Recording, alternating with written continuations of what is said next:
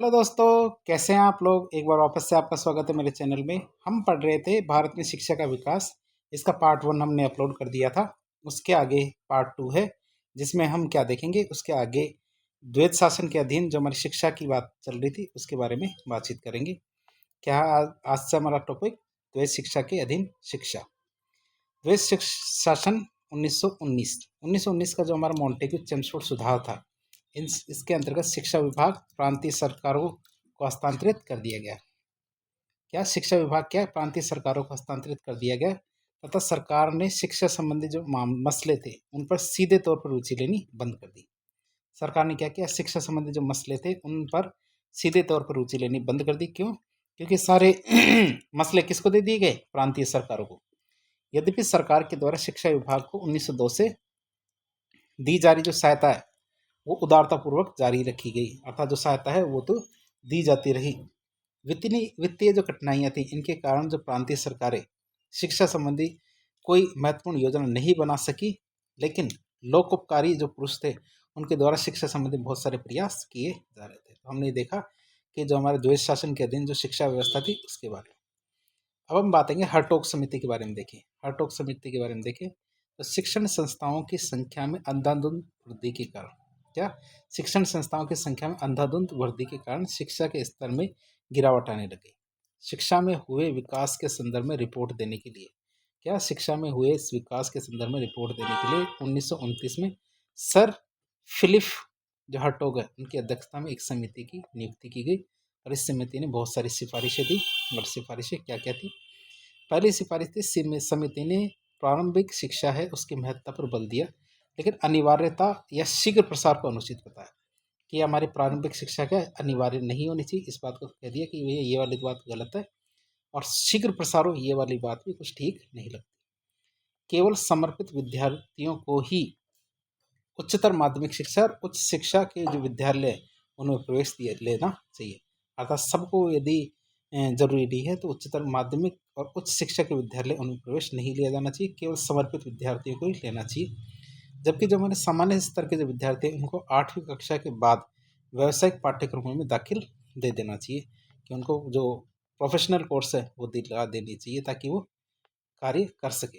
विश्वविद्यालय जो शिक्षा है उसमें सुधार के लिए विश्वविद्यालयों में प्रवेश संबंधी नियम थे अत्यंत कड़े होने चाहिए, कि विश्वविद्यालय में कोई यदि प्रवेश लेना चाहते हैं, कोई साहित्यिक शिक्षा लेना चाहता है तो उसके लिए जो क्या है प्रवेश संबंधी नियम अत्यंत कड़े होने चाहिए। फिर आता हमारा मूलभूत शिक्षा की जो वर्धा योजना थी वो ये हमारे महात्मा गांधी की थी।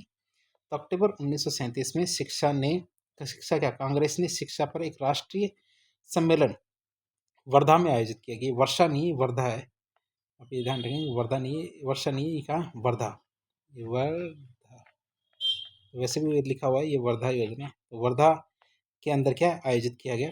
इस सम्मेलन में पारित किए गए प्रस्तावों के अंतर्गत मूलभूत शिक्षा या बेसिक एजुकेशन पर राष्ट्रीय नीति बनाने के लिए जाकिर हुसैन की अध्यक्षता में एक समिति गठित की गई, और इस समिति के गठन का मूल उद्देश्य था कि गतिविधियों के माध्यम से शिक्षा प्राप्त करना। किस तरह की शिक्षा प्राप्त करना? हमें गतिविधियों के माध्यम से शिक्षा प्राप्त करना। और ये अवधारणा महात्मा गांधी के द्वारा हरिजन नामक साप्ताहिक पत्र में प्रकाशित जो लेख थे इनकी एक श्रृंखला पर आधारित थी।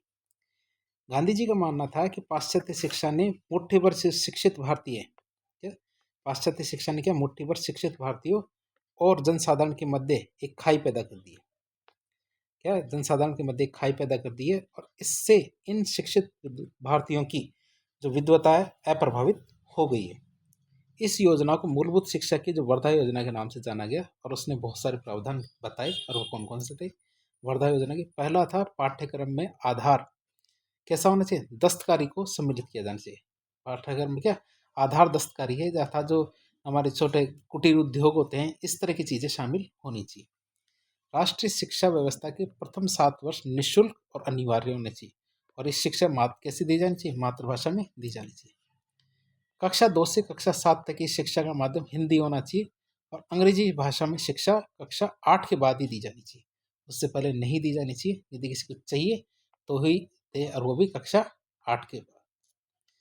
जो हमारी शिक्षा हस्त उत्पादित कार्य क्या मतलब शिक्षा हस्त उत्पादित कार्य मतलब मैनुअल प्रोडक्टिव वर्क है, उन पर आधारित होनी चाहिए। शिक्षा कैसी होनी चाहिए? हस्त उत्पादित कार्यों पर आधारित होनी चाहिए, अर्थात मूल शिक्षा की योजना का कार्यान्वयन उपयुक्त तकनीक के द्वारा शिक्षा के देने के सिद्धांत पर आधारित होना चाहिए। इसके लिए छात्रों को कुछ चुनिंदा जो दस्तकारी तकनीक है उनके माध्यम से शिक्षित किया जाना चाहिए। क्या छात्रों को कैसे शिक्षित किया जाना चाहिए? कुछ चुनिंदा दस्तकारी जो तकनीक है इनके माध्यम से शिक्षित किया जाना चाहिए। शिक्षा की यह योजना नए समाज की नई जिंदगी के लिए क्या नए समाज की नई जिंदगी के लिए नए विचारों पर आधारित थी। इस योजना के पीछे यह भावना थी कि इससे देश धीरे धीरे आत्मनिर्भरता और स्वतंत्रता की ओर बढ़ेगा। इससे हिंसा रहित समाज का निर्माण होगा। यह शिक्षा सहकारिता और बच्चों पर केंद्रित थी। ये शिक्षा कैसी थी? सहकारिता और बच्चों पर केंद्रित थी। किंतु 1939 में द्वितीय विश्व युद्ध प्रारंभ होने और कांग्रेसी सरकारों के त्यागपत्र देने के कारण ये योजना खटाई में पड़ जाती है। कब? 1939 में दूसरा विश्व युद्ध शुरू हो जाता है और जो हमारा कांग्रेसी सरकार थी ये त्यागपत्र दे देती है, तो ये जो योजना थी वर्धा योजना ये लागू नहीं हो पाती। अब हम बात करेंगे शिक्षा की जो सार्जेंट योजना थी उसके बारे में। सार्जेंट योजना क्या कहती है वो देखें। 1944 में केंद्रीय शिक्षा मंत्रणा मंडल अर्थात central advisory board of education है, उसने शिक्षा की एक नई राष्ट्रीय योजना तैयार की जिसे हम क्या कहते हैं? सार्जेंट योजना के नाम से जाना जाता है। सर जॉन सार्जेंट भारत सरकार के शिक्षा सलाहकार थे और इस योजना के अनुसार क्या 3 से 6 वर्ष के आयु समूह के बच्चों के लिए पूर्व प्राथमिक अर्थात प्री प्राइमरी या प्रारंभिक जिसे एलिमेंट्री कहते हैं शिक्षा की व्यवस्था की जानी चाहिए। 6 से 11 वर्ष तक के आयु समूह के बच्चों के लिए निःशुल्क व्यापक और अनिवार्य प्रारंभिक शिक्षा की व्यवस्था होनी चाहिए। 11 से 17 साल के आयु के जो चुनिंदा बच्चे हैं उनके लिए उच्च शिक्षा मतलब जो हायर एजुकेशन है उसकी व्यवस्था होनी चाहिए। और जो हमारे उच्चतर माध्यमिक शिक्षा के पश्चात जो त्रिवर्षीय स्नातक शिक्षा है इसकी व्यवस्था होनी चाहिए। उच्चतर जो माध्यमिक शिक्षा है इसके भी 2 भाग होने चाहिए। एक तुम्हारे विद्या विषयक शिक्षा मतलब एकेडमिक एजुकेशन और एक होती है हमारी टेक्निकल वोकेशनल एजुकेशन मतलब तकनीकी और व्यावसायिक शिक्षा। तो हम दोबारा देख लेते हैं इसके प्रावधान। इसके प्रावधान ये है 3 से 6 वर्ष के जो आयु समूह के बच्चे हैं उनके लिए पूर्व प्राथमिक प्री प्राइमरी या प्रारंभिक शिक्षा होनी चाहिए। 6 से 11 वर्ष के आयु समूह के बच्चों के लिए निःशुल्क व्यापक और अनिवार्य प्रारंभिक शिक्षा होनी चाहिए। 11 से 17 वर्ष के आयु समूह के चुनिंदा बच्चों के लिए उच्च शिक्षा मतलब हायर एजुकेशन की व्यवस्था और उच्चतर माध्यमिक शिक्षा के पश्चात त्रिवर्षीय स्नातक शिक्षा की व्यवस्था होनी चाहिए। और जो हमारे उच्चतर माध्यमिक शिक्षा के 2 भाग होने चाहिए। पहला तुम्हारा विद्या विषयक शिक्षा और दूसरा तकनीकी व्यावसायिक शिक्षा। दूसरा प्रावधान देखें। दूसरा प्रावधान क्या कहते हैं? तकनीकी और वाणिज्यिक और कला तकनीकी वाणिज्यिक कला विषयक शिक्षा की व्यवस्था भी होनी चाहिए। उच्चतर माध्यमिक पाठ्यक्रमों को समाप्त कर दिया जाना चाहिए। जो उच्चतर माध्यमिक पाठ्यक्रम है उनको समाप्त कर दिया जाना चाहिए। 20 वर्षों में वयस्कों के साक्षर बना दिया जाना चाहिए। 20 साल में क्या वयस्कों को साक्षर बना दिया जाना चाहिए। शिक्षकों के प्रशिक्षण शारीरिक शिक्षा मानसिक और शारीरिक तौर पर विकलांगों को शिक्षा दिए जाने पर बल देते हैं। तो ये क्या करती है? शिक्षकों के प्रशिक्षण के लिए शारीरिक शिक्षा मानसिक और शारीरिक तौर पर विकलांग है इनको शिक्षा दिए जाने पर बल देते। इस योजना में 40 साल में देश में शिक्षा के पुनर्निर्माण का कार्य पूरा होना था तथा इंग्लैंड के समान शिक्षा के स्तर को प्राप्त करना था। यद्यपि यह क्या एक सशक्त और प्रभावशाली योजना थी, किंतु इसमें इन उपायों के क्रियान्वयन के लिए कोई कार्य योजना प्रस्तुत नहीं की गई कि ये सब प्राप्त कैसे करेंगे। इन्होंने योजना तो बना दी लेकिन प्राप्त कैसे करेंगे इस कार्य योजना के बारे में नहीं बताया। साथ ही इंग्लैंड जैसे शिक्षा के स्तर को प्राप्त करना भी भारतीय परिस्थिति के लिए अनुकूल नहीं था, अर्थात हमारे देश की परिस्थितियाँ ऐसी नहीं थी कि वो यहाँ पे लागू हो सके। अब हम बात करेंगे आज़ादी के बाद। आज़ादी के बाद हमारे आता है राधाकृष्णन आयोग। नवंबर 1948 में राधाकृष्णन आयोग का गठन देश में विश्वविद्यालय शिक्षा के गठन में शिक्षा के संबंध में रिपोर्ट देने के लिए किया गया था। स्वतंत्र भारत में विश्वविद्यालय शिक्षा के क्षेत्र में इस आयोग की रिपोर्ट का अत्यंत महत्व था। इस आयोग ने कौन कौन सी सिफारिशें दी, मतलब जो हमारा राधाकृष्णन आयोग की सिफारिशों के बारे में बात करें। पहली सिफारिश आती है इनकी विश्वविद्यालय पूर्व मतलब प्री यूनिवर्सिटी 12 वर्ष का अध्ययन होना चाहिए। यूनिवर्सिटी में जाने से पहले कितने साल का? 12 साल के अध्ययन होना चाहिए। उच्च शिक्षा के 3 मुख्य उद्देश्य होने चाहिए। पहला तो सामान्य शिक्षा, फिर सरकारी शिक्षा और तीसरा उद्देश्य होना चाहिए व्यावसायिक शिक्षा। फिर हमारे प्रशासनिक सेवाओं के लिए विश्वविद्यालय की स्नातक उपाधि आवश्यक नहीं होनी चाहिए। क्या प्रशासनिक सेवाओं के लिए विश्वविद्यालय की जो स्नातक उपाधि है आवश्यक नहीं रखनी चाहिए। शांति निकेतन और जामिया मिलिया की तर्ज जैसे ग्रामीण विश्वविद्यालयों की स्थापना की जानी चाहिए। महाविद्यालयों में छात्रों की संख्या बहुत अधिक नहीं होनी चाहिए। एक महाविद्यालय में 1000 से ज़्यादा छात्रों को प्रवेश ना मिले। विश्वविद्यालयों के द्वारा आयोजित की जाने वाली परीक्षा के स्तर में सुधार किया जाए तथा विश्वविद्यालय शिक्षा को समवर्ती सूची में शामिल कर लिया जाए। देश में विश्वविद्यालय शिक्षा की देखरेख के लिए एक विश्वविद्यालय अनुदान आयोग, यूनिवर्सिटी ग्रांट कमीशन का गठन किया जाना चाहिए, जो 1956 में बन जाता है। उच्च शिक्षा से अंग्रेजी माध्यम को जल्दबाजी में न हटाया जाए, अर्थात हायर एजुकेशन है उसमें अंग्रेजी माध्यम चलता है तो उसको जल्दबाजी में नहीं हटाया जाना चाहिए। विश्वविद्यालयों से कम 180 दिनों का अध्ययन अनिवार्य किया जाना चाहिए। क्या विश्वविद्यालयों में कम से कम 180 दिन का अध्ययन तो अनिवार्य होना चाहिए और ये 11-11 सप्ताह के 3 सत्रों में बटा होना चाहिए। कितने? 11-11 सप्ताह के 3 सत्रों में बटा हुआ होना चाहिए 180 दिन का पाठ्यक्रम। बात करें जहाँ राज्यों की भाषा और मातृभाषा, जहाँ राज्यों की भाषा और मातृभाषा का माध्यम समान न हो, वहाँ संघीय भाषा मतलब फेडरल लैंग्वेज अर्थात राज्यों की भाषा में शिक्षा देने की को प्राथमिकता दी जानी चाहिए। और जहाँ राज्यों की भाषा एवं स्थानीय भाषा समान हो, वहाँ छात्रों को परंपरागत और आधुनिक भारतीय भाषाएं उनका चुनाव करना चाहिए, उसी में अध्ययन देना चाहिए। इन्हीं सिफारिशों के आधार पर 1953 में विश्वविद्यालय अनुदान आयोग का गठन किया तथा 1956 में संसद द्वारा कानून बनाकर इसे स्वायत्तशासी निकाय का दर्जा दे दिया गया। तो और विश्वविद्यालय अनुदान आयोग का गठन तो 1953 में किया जाता है, 1956 में से संसद के द्वारा कानून बनाकर एक स्वायत्तशासी निकाय के रूप में दर्जा दिया जाता है। इस आयोग का कार्य क्या होता था कि विश्वविद्यालय शिक्षा की देखरेख करना, विश्वविद्यालय में शिक्षा और शोध संबंधित सुविधाएं उनके स्तर की जांच करना, उनमें समन्वय स्थापित करना। सरकार विश्वविद्यालय अनुदान आयोग के लिए पर्याप्त धन की व्यवस्था करती थी। बाद में आयोग देश के विभिन्न विश्वविद्यालयों को धन आवंटित करने का सुझाव देता था तथा विश्वविद्यालय शिक्षा से संबंधित विभिन्न विकास योजनाओं को क्रियान्वित भी करता था। कौन? हमारा यूजीसी, यूनिवर्सिटी ग्रांट कमीशन। अब आता हमारा कौन? कोठारी शिक्षा आयोग। ये हमारा 1964 से 1966 तक आता कौन? कोठारी शिक्षा आयोग। तो कोठारी शिक्षा आयोग की बात करें, जुलाई 1964 में डॉक्टर डी.एस. कोठारी की अध्यक्षता, किनकी अध्यक्षता में? डी.एस. कोठारी की अध्यक्षता में एक उच्च स्तरीय आयोग का गठन किया जाता है। इसका अध्ययन किया जाता है डी.एस. कोठारी की अध्यक्षता में एक उच्च स्तरीय आयोग का गठन किया जाता है। इसका कार्य क्या होता है? शिक्षा के सभी पक्षों और चरणों के विषय में साधारण सिद्धांत, नीतियों और राष्ट्रीय नमूने की रूपरेखा तैयार करना और उससे उनसे क्या है, जो रूपरेखा तैयार की उनसे सरकार को अवगत कराना। आयोग क्या करता है? आयोग को अमेरिका, रूस, इंग्लैंड और यूनेस्को इनके शिक्षा शास्त्रियों और वैज्ञानिकों की सेवाएं भी उपलब्ध कराई गई थी कि उनसे आप पूछ लो यदि आपको कुछ पूछना है तो। लेकिन हमें क्या करना है कि शिक्षा को आगे बढ़ाना है। आयोग ने वर्तमान शिक्षा पद्धति की कठोरता की जो वर्तमान शिक्षा पद्धति की कठोरता है इसकी आलोचना की। शिक्षा नीति को इस प्रकार लचीला बनाए जाने की आवश्यकता पर बल दिया जो बदलती हुई परिस्थितियों के अनुकूल हो। आयोग की सिफारिशों के आधार पर 1968 में क्या आयोग की सिफारिशों के आधार पर 1968 में राष्ट्रीय शिक्षा नीति की घोषणा भी की जाती है। किसकी घोषणा की जाती है? राष्ट्रीय शिक्षा नीति की घोषणा की जाती है। बात करें इन जो हमारे ये आयोग था कोठारी आयोग, इन्होंने कौन कौन से तथ्यों पर बल दिया? पहला उन्होंने कहा 14 वर्ष की आयु तक निःशुल्क और अनिवार्य शिक्षा होनी चाहिए। शिक्षा के लिए 3 भाषाई फॉर्मूला, मातृभाषा, हिंदी और अंग्रेजी, क्षेत्रीय भाषाओं का विकास, तो ये 3 भाषाई फॉर्मूला उन्होंने दिया। राष्ट्रीय आय का 6% हिस्सा क्या है? शिक्षा पर खर्च होना चाहिए। राष्ट्रीय आय का 6% किस पर? शिक्षा पर खर्च होना चाहिए। अध्यापकों के प्रशिक्षण की व्यवस्था और उनके लिए मानक तय होने चाहिए। क्या होना चाहिए? अध्यापकों के लिए प्रशिक्षण की व्यवस्था और उनके लिए मानक तय होना चाहिए।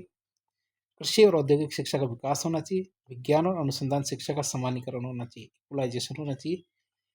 सस्ती पुस्तकें उपलब्ध कराना और पाठ्य पुस्तकों को उत्तम बनाना हमारे कोठारी आयोग की प्राथमिकताएं थी। फिर आता है शिक्षा के विकास के लिए कौन कौन से नवीन प्रयास किए जाते हैं। 1976 में शिक्षा को समवर्ती सूची में शामिल कर लिया जाता है। ये हमारे इंदिरा गांधी के समय पर किया जाता है कि शिक्षा को समवर्ती सूची में शामिल किया जाता है। 1986 में नवीन शिक्षा नीति की घोषणा की जाती है। 2002 में 6 से 14 वर्ष तक की आयु के बच्चे हैं उनको निःशुल्क और अनिवार्य शिक्षा को मौलिक शिक्षा बना दिया जाता है। क्या किया जाता है? इन बच्चों की जो निःशुल्क और अनिवार्य शिक्षा है इसको मौलिक शिक्षा अधिकार के अंदर शामिल कर लिया जाता है। 2010 में 2010 में निःशुल्क और अनिवार्य बाल शिक्षा अधिकार अधिनियम लागू होता है। अब क्या 6 से 14 साल तक के बच्चों को निःशुल्क और अनिवार्य शिक्षा प्रदान करना केंद्र राज्य सरकारों का कानूनी रूप से प्रवर्तनीय कार्य, अर्थात ये तो करना ही करना है। 2010 में इस चीज़ को लागू कर दिया जाता है। अब हम बात करेंगे देशी और भाषाई। क्या देशी और भाषाई मतलब वर्नाक्युलर स्थानीय शिक्षा का विकास किस तरह से होता है वो देखें। 19वीं शताब्दी तक देशी और भाषाई शिक्षा राज्यों का मामला था। राज्य देखते थे देशी, और जो भाषाई शिक्षा थी ये किसका मामला था? राज्य का। मुख्यतः स्थानीय समृद्ध जागीरदार थे, इनकी दया पे ये निर्भर रहते थे, अर्थात ये दया करते थे, पैसे देते थे, तो छोटे मोटे स्कूल चलते थे, इनके अंदर ये शिक्षा व्यवस्था चलती थी। लेकिन 1835, 1836 और 1838 में बंगाल और बिहार में देशी भाषाई शिक्षा से संबंधित विलियम एडम्स की रिपोर्ट है, उसमें इसकी अनेक खामियों पर प्रकाश डाला कि जो हमारी स्कूलें होती थी इनमें बहुत सारी कमियां होती थी, और वो कमियां कौन कौन सी थी? वो बहुत सारी थी। बात करें 1843 से 1853 में, उत्तर पश्चिमी प्रांत मतलब जो अब उत्तर प्रदेश है, तो उत्तर पश्चिमी प्रांत के तत्कालीन या उस समय के जो लेफ्टिनेंट गवर्नर थे जेम्स जोनाथन के अनुप्रयोग पर इस प्रांत के प्रत्येक तहसील में एक सरकारी विद्यालय को आदर्श विद्यालय के रूप में विकसित किए जाने और देशी भाषाई विद्यालयों के लिए शिक्षकों को प्रशिक्षण देने के उद्देश्य से एक समान विद्यालय खोलने की योजना बनाई गई। क्या किया गया? एक समान विश्वविद्यालय खोलने की योजना बनाई जाती है। 1853 में लॉर्ड डलहौजी ने अपने प्रसिद्ध स्मरण पत्र या फिर हमारे मिनट्स में देशी भाषाई शिक्षा की सशक्त वकालत की थी। 1800 में चार्ल्स वुड ने के जो डिस्पैच आया था, वुड डिस्पैच, उसमें देशी भाषाई शिक्षा के संबंध में निम्न प्रावधान किए गए। कौन कौन से प्रावधान थे हमारे वुड डिस्पैच के? पहली बात तो इसका स्तर में सुधार किया जाए। दूसरा, सरकारी जो संस्थाएं हैं उनके द्वारा निरीक्षण किया जाए। तीसरा, शिक्षकों को प्रशिक्षित करने के लिए एक सामान्य स्कूल की स्थापना होनी चाहिए। 1854 से 1871 के बीच की बात करें तो सरकार ने माध्यमिक और देशी भाषाई शिक्षा के लिए कुछ कदम उठाए। इस काल में देशी भाषाई स्कूलों की संख्या क्या 5 गुना बढ़ जाती है। इसी काल में ये होता है। आगे बात करें 1882 में, 1882 में हंटर आयोग ने सुझाव दिया कि सरकार को देशी भाषाई शिक्षा के उन्नयन और प्रसार के संबंध में विशेष कदम उठाए जाने चाहिए।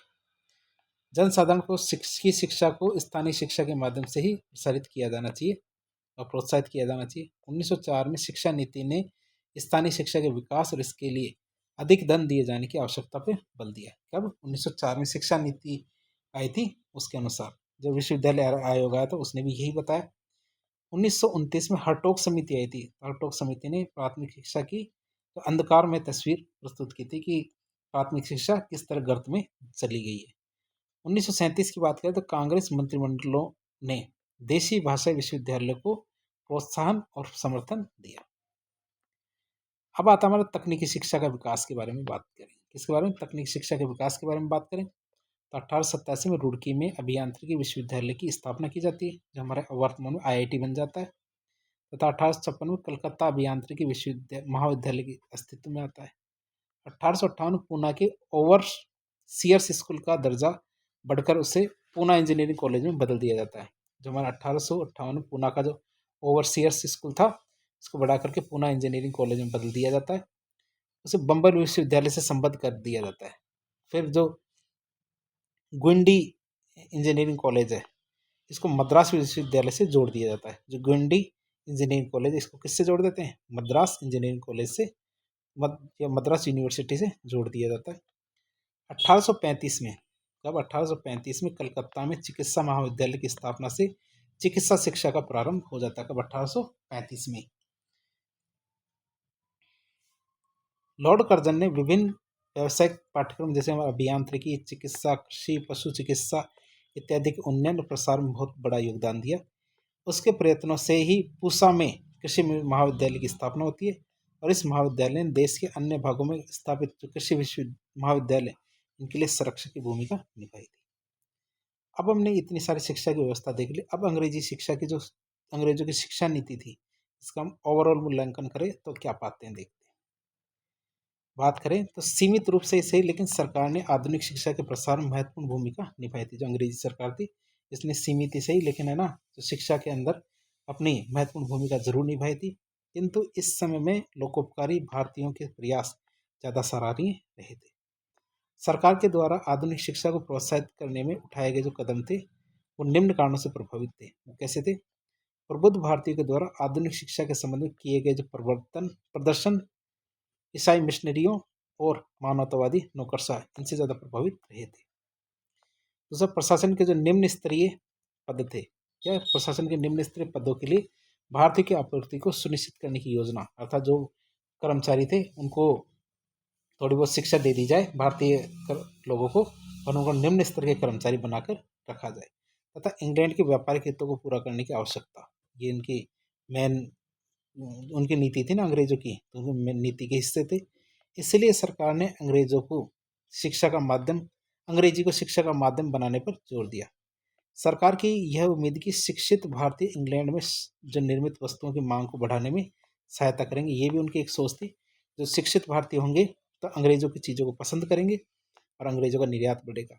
सरकार की यह अभिलाषा थी कि पाश्चात्य शिक्षा के प्रसार से भारतीय अंग्रेजों के रंग में रंग जाएंगे तथा इससे ब्रिटिश साम्राज्यवाद को स्थायित्व मिलता है। साथ ही ये शिक्षा ब्रिटिश विजेताओं और उनके जो प्रशासन है उसका महिमा मंडन करेंगी। इस तरह अंग्रेजों की जो योजना थी कि वे आधुनिक और पाश्चात्य शिक्षा का प्रयोग अपनी सत्ता को भारत में सुदृढ़ और स्थायी बना देगा। भारतीय शिक्षा की परंपरागत पद्धति से धीरे धीरे प्रशासनिक कर्मचारियों की मांग में गिरावट आती है। क्या भारतीय शिक्षा पद्धति थी तो परंपरागत पद्धति, इससे क्या धीरे धीरे प्रशासनिक कर्मचारियों की मांग में गिरावट आ रही थी। विशेष रूप से देखें तो 1844 के बाद जब ये स्पष्ट हो गया कि सरकारी सेवाओं के लिए आवेदन करने वाले भारतीयों को अंग्रेजी का ज्ञान होना आवश्यक था, तब ऐसे गिरावट आने शुरू हो जाती है। जनसाधारण की शिक्षा की उपेक्षा करने से देश में निरक्षरता में तेजी से वृद्धि होती है। जैसे कि आंकड़ों से पता चलता है कि 1911 में निरक्षरता 84% थी, तो 1921 में बढ़ के कितनी हो जाती है, 92% हो जाती है। अर्थात कि केवल 16% लोग ही जो पढ़े लिखे थे, साक्षर थे हमारे 1911 में, और 1921 तक आते आते केवल 8% ही ये रह जाते। निरक्षरता में वृद्धि से मुट्ठी भर शिक्षित भारतीयों और जनसाधारण के बीच भाषाई और सांस्कृतिक खाई चिंताजनक रूप से चौड़ी होती जाती है। शिक्षा व्यवस्था को महंगा किए जाने से यह आम भारतीयों की पहुंच से दूर हो गई और उच्च और धनी वर्ग और शहरों में निवास करने वाले जो लोग थे, इन पर इसका शिक्षा पर एकाधिकार या मोनोपोली हो जाती है। अंग्रेजों ने क्या किया, स्त्री शिक्षा को पूर्ण रूप में उपेक्षा की। क्यों? क्योंकि सरकार समाज के रूढ़िवादी तबके को नाराज नहीं करना चाहती थी और उस समय के जो उपनिवेशी शासन था उसके लिए यह किसी भी प्रकार से फायदेमंद नहीं होता। वैज्ञानिक और तकनीकी शिक्षा की भी उपेक्षा की गई। 1857 के अंत तक देश में केवल 3 चिकित्सा महाविद्यालय जैसे कलकत्ता, बम्बई, मद्रास ही थे। अभियांत्रिकी महाविद्यालय भी केवल एक ही था, वो भी रुड़की में। इसकी स्थापना यूरेशियाई लोगों थे, उनको इंजीनियरिंग की शिक्षा देने के लिए की गई थी, न कि भारतीयों को देने के लिए।